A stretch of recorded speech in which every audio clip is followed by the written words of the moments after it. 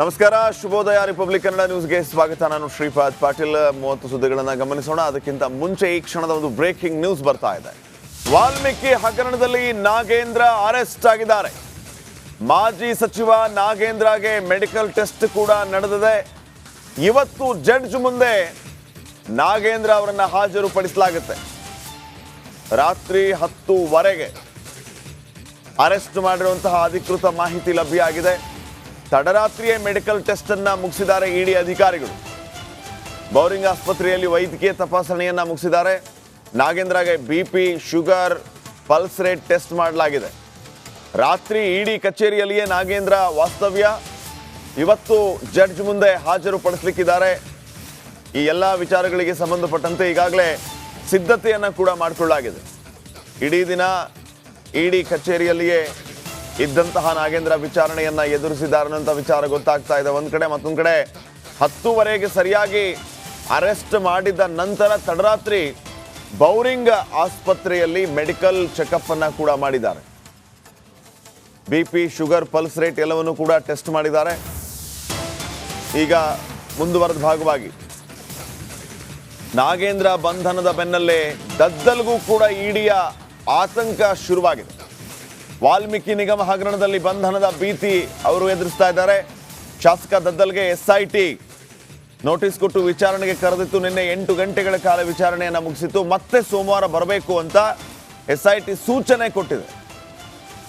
ಈ ಕಡೆ ಎಸ್ಐಟಿ ವಿಚಾರಣೆಯನ್ನು ನಡೆಸ್ತಾ ಇದೆ, ಮತ್ತೊಂದು ಕಡೆ ಇಡಿಯ ಭಯ ದದ್ದಲನ್ನ ಕಾಡ್ತಾ ಇದೆ.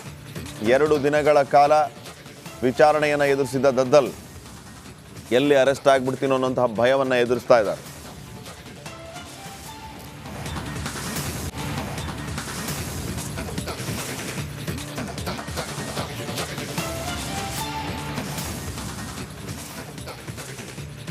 $187 ಕೋಟಿ ಹಗರಣದ ವಿಚಾರಕ್ಕೆ ಸಂಬಂಧಪಟ್ಟಂತೆ ಅಕ್ರಮ ನಡೆದಿದೆ. 18 ನಕಲಿ ಅಕೌಂಟ್ಗಳಿಗೆ ಹಣ ವರ್ಗಾವಣೆ ಆಗಿದೆ ಅನ್ನುವಂತಹ ವಿಷಯಕ್ಕೆ ಸಂಬಂಧಪಟ್ಟಂತೆ ಈಗಾಗಲೇ ಇಡಿ ಅಧಿಕಾರಿಗಳು ನಿರಂತರವಾಗಿ ಈ ಇಬ್ಬರನ್ನು ವಿಚಾರಣೆಗೆ ಒಳಪಡಿಸಿದ್ದಾರೆ. ಮಾಜಿ ಸಚಿವ ನಾಗೇಂದ್ರ ಮತ್ತು ಶಾಸಕ ದದ್ದಲ್. ವಾಲ್ಮೀಕಿ ನಿಗಮದ ಅಧ್ಯಕ್ಷರಾಗಿರುವಂತಹ ದದ್ದಲ್ ಕಳೆದ 2 ದಿನಗಳಿಂದ ನಿರಂತರ ಇಡಿ ವಿಚಾರಣೆಯನ್ನು ನಡೆಸ್ತಾ ಇದ್ರು. ಎಸ್ಐಟಿ ವಿಚಾರಣೆಗೂ ಕೂಡ ಅವರು ಹಾಜರು ಆಗಿದ್ರು. ಮತ್ತೆ ಸೋಮವಾರ ವಿಚಾರಣೆಗೆ ಬರೋದಕ್ಕೆ ಹೇಳಿದ್ದಾರೆ. ಈ ಕಡೆ ನಾಗೇಂದ್ರ ಅವರನ್ನು ನಿನ್ನೆ ಬೆಳಿಗ್ಗೆ ಇಡಿ ಅಧಿಕಾರಿಗಳು ವಶಕ್ಕೆ ತೆಗೆದುಕೊಂಡರು. ವಶಕ್ಕೆ ತೆಗೆದುಕೊಂಡ ನಂತರ ರಾತ್ರಿಯವರೆಗೂ ಇಡಿ ಕಚೇರಿಯಲ್ಲಿಯೇ ವಿಚಾರಣೆಯನ್ನು ನಡೆಸಿದರು. ಅಧಿಕೃತವಾಗಿ 10:15 ನಾಗೇಂದ್ರ ಅವರನ್ನು ಅರೆಸ್ಟ್ ಮಾಡಿದ್ದಾರೆ.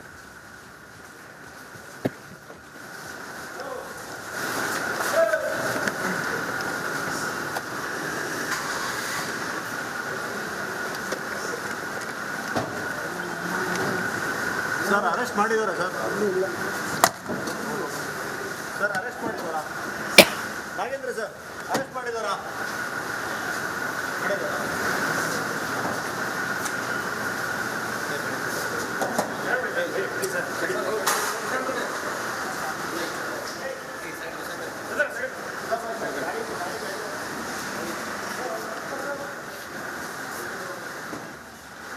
ಈ ಬಗ್ಗೆ ಇನ್ನಷ್ಟು ಮಾಹಿತಿಯನ್ನು ನೀಡ್ತಾರೆ ಪ್ರತಿನಿಧಿ ಅಜಯ್. ಈಗ ನೇರ ಸಂಪರ್ಕದಲ್ಲಿ ಜಾಯ್ನ್ ಆಗ್ತಾ ಇದ್ದಾರೆ. ಅಜಯ್, ಗಮನಿಸ್ತಾ ಇದ್ದೀವಿ ಈಗ ನಾಗೇಂದ್ರ ತಡರಾತ್ರಿ ಮೆಡಿಕಲ್ ಚೆಕಪ್ ಅನ್ನ ಕೂಡ ಎದುರಿಸಿರೋದು. ಮೆಡಿಕಲ್ ಚೆಕಪ್ ಮುಗಿಸಿ ಮತ್ತೆ ತಿರ್ಗಾ ಇಡಿ ಕಚೇರಿಗೆ ಕರೆ ತಂದಿದ್ದಾರೆ. ಸದ್ಯಕ್ಕೆ ಏನ್ ನಡೀತಾ ಇದೆ, ಏನೆಲ್ಲ ಅಪ್ಡೇಟ್ಸ್ ಕೊಡ್ತೀರಿ, ಇವತ್ತೇನೆಲ್ಲ ಬೆಳವಣಿಗೆ ಆಗುತ್ತೆ?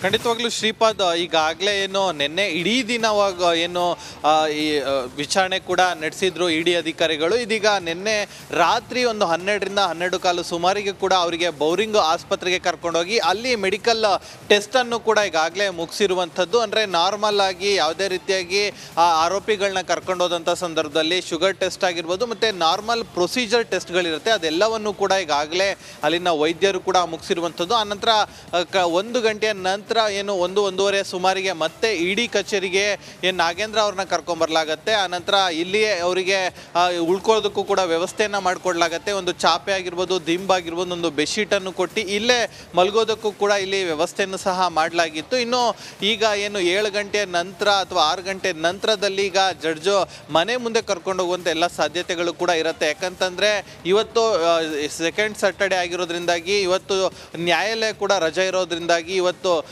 ನ್ಯಾಯಾಧೀಶರ ಮನೆ ಮುಂದೆ ಕರ್ಕೊಂಡೋಗಿ ಅವರನ್ನು ಹಾಜರುಪಡಿಸಿ ಆನಂತರ ಮತ್ತೆ ವಶಕ್ಕೆ ಪಡೆಯುವಂಥ ಎಲ್ಲ ಸಾಧ್ಯತೆಗಳು ಕೂಡ ಹೆಚ್ಚಾಗಿದೆ ಅಂತಲೇ ಈಗಾಗಲೇ ಮಾಹಿತಿ ಕೂಡ ಬರ್ತಾ ಇರುವಂಥದ್ದು. ಅಂದರೆ ಒಂದು 6 ರಿಂದ 7 ದಿನ ಕಸ್ಟಡಿಗೆ ಕೇಳುವಂಥ ಸಾಧ್ಯತೆ ಇರುತ್ತೆ. ಯಾಕಂದರೆ ಸಾಕಷ್ಟು ಹಗರಣ ಇಲ್ಲಿ ಕೇಳಿಬಂದಿರೋದ್ರಿಂದಾಗಿ ಅವರ ಮನೆಯಲ್ಲೂ ಕೂಡ ಸಾಕಷ್ಟು ದಾಖಲೆಗಳು ಕೂಡ ಈಗಾಗಲೇ ಇಡಿ ವಶಕ್ಕೆ ಪಡ್ಕೊಂಡಿರುವಂಥದ್ದು. ಇದರಿಂದಾಗಿ ಮತ್ತೆ ಏನು ವಶಕ್ಕೆ ಪಡ್ಕೊಂಡು ಆನಂತರ ವಿಚಾರಣೆ ನಡೆಸಿ ಇನ್ನಷ್ಟು ಮಾಹಿತಿಗಳನ್ನ ಹೊರತರಬೇಕಾಗಿದೆ. ಇದರಿಂದ ಇವತ್ತು ಕೂಡ ಇನ್ನು ಬಹುತೇಕವಾಗಿ ವಶಕ್ಕೆ ಪಡೆದು ವಿಚಾರಣೆಗೆ ಕೇಳುವಂಥ ಎಲ್ಲ ಸಾಧ್ಯತೆಗಳು ಕೂಡ ಹೆಚ್ಚಾಗಿರುವಂಥದ್ದು. ಶ್ರೀಪಾದ್ ಪಾಟೀಲ್.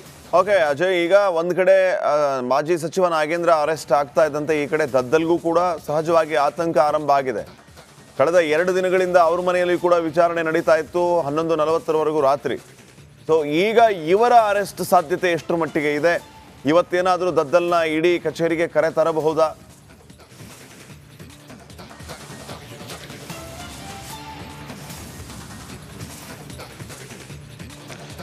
ಖಂಡಿತವಾಗ್ಲೂ ಇವತ್ತು ಕೂಡ ಏನು ದದ್ದಲ್ ಅವರ ನಿನ್ನೆನೇ ಅವರನ್ನು ಅರೆಸ್ಟ್ ಮಾಡೋದಕ್ಕೂ ಕೂಡ ಇವರು ಮನೆಗೆ ತೆರಳಿದ್ರು. ಆದರೆ ಆ ಸಂದರ್ಭದಲ್ಲಿ ದದ್ದಲ್ ಅವರು ಕೂಡ ಮನೇಲಿ ಇರೋದಿಲ್ಲ. ಸೊ ಹಾಗಾಗಿ ಆ ನಂತರ ವಾಪಸ್ ಬಂದಿರ್ತಾರೆ. ಆದರೆ ಅವರು SIT ಕಚೇರಿಗೆ ಹೋಗಿ ಅಲ್ಲಿ ವಿಚಾರಣೆಗೆ ಹಾಜರಾಗಿದ್ರು ಅನ್ನೋ ಒಂದು ವಿಚಾರಗಳು ಕೂಡ ಗೊತ್ತಾಗಿರುವಂಥದ್ದು. ವಿಚಾರಣೆಗೆ ಹಾಜರಾಗಿ ರಾತ್ರಿ ಒಂದು 7 ಗಂಟೆಗೆ ಅವರನ್ನು SIT ಅಧಿಕಾರಿಗಳು ವಾಪಸ್ ಕಳಿಸಿದರೆ ಮತ್ತೆ ಸೋಮವಾರ ನೀವು ವಿಚಾರಣೆಗೆ ಹಾಜರಾಗಬೇಕು ಅಂತ ಹೇಳಿ ಒಂದು ವಿಚಾರಗಳನ್ನು ಕೂಡ ಅವರಿಗೆ ತಿಳಿಸಿ ಕಳಿಸಿರುವಂಥದ್ದು.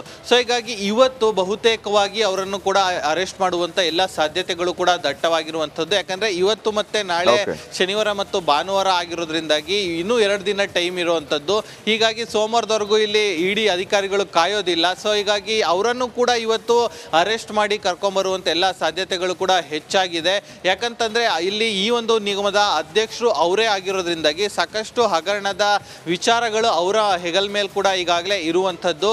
ಅವರ ಮನೇಲಿ ಕೂಡ ರೈಡ್ ಮಾಡಿದಂಥ ಸಂದರ್ಭದಲ್ಲಿ ಅವರ ಮನೆಯಲ್ಲೂ ಕೂಡ ಸಾಕಷ್ಟು ದಾಖಲೆಗಳನ್ನ ಕೂಡ ಈಗಾಗಲೇ ತಗೊಬಂದಿದ್ದಾರೆ ಇಡಿ ಅಧಿಕಾರಿಗಳು.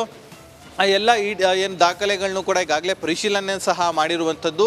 ಅವರ ಡ್ರೈವರ್ಗಾಗೂ ಈಗಾಗಲೇ ಹುಡುಕಾಟವನ್ನು ಕೂಡ ಇಡಿ ಅಧಿಕಾರಿಗಳು ಕೂಡ ಮಾಡಿರುವಂಥದ್ದು. ಒಂದು ರೀತಿ ಫಾಸ್ಟಾಗಿ ಇಲ್ಲಿ ಕೆಲಸವನ್ನು ಇಡಿ ಅಧಿಕಾರಿಗಳು ಮಾಡ್ತಾ ಇದ್ದಾರೆ. ಹೀಗಾಗಿ ನಿನ್ನೆ ಅವರು ವಿಚಾರಣೆಗೆ ಅಲ್ಲಿ ಹಾಜರಾಗಿದ್ದರಿಂದಾಗಿ ಇವರ ಕೈಗೆ ಸಿಕ್ಕಿರಲಿಲ್ಲ. ಸೊ ಹೀಗಾಗಿ ಇವತ್ತು ಸಿಗುವಂಥ ಎಲ್ಲ ಸಾಧ್ಯತೆಗಳು ಕೂಡ ಇದೆ. ಸೊ ಹೀಗಾಗಿ ಇವತ್ತು ಅವರನ್ನು ಕೂಡ ಅರೆಸ್ಟ್ ಮಾಡಿ ಕರೆ ತರುವಂಥ ಏನು ಹೆಚ್ಚಿನ ಒಂದು ವಿಚಾರ. ಓಕೆ, ಥ್ಯಾಂಕ್ ಯು ಅಜಯ್ ಮಾಹಿತಿ.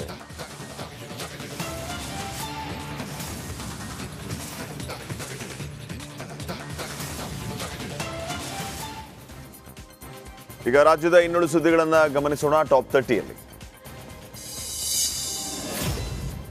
ವಾಲ್ಮೀಕಿ ನಿಗಮದಲ್ಲಿ ಅಕ್ರಮ ಹಣ ವರ್ಗಾವಣೆ ಕೇಸ್ ಬಿ ನಾಗೇಂದ್ರ ಹಾಗೂ ಶಾಸಕ ದದ್ದಲ್ಗೆ ಉರುಳಾಗಿ ಪರಿಣಮಿಸಿದೆ. ಹಗರಣದ ಸಂಬಂಧ ಇಡಿ ದಾಳಿಯ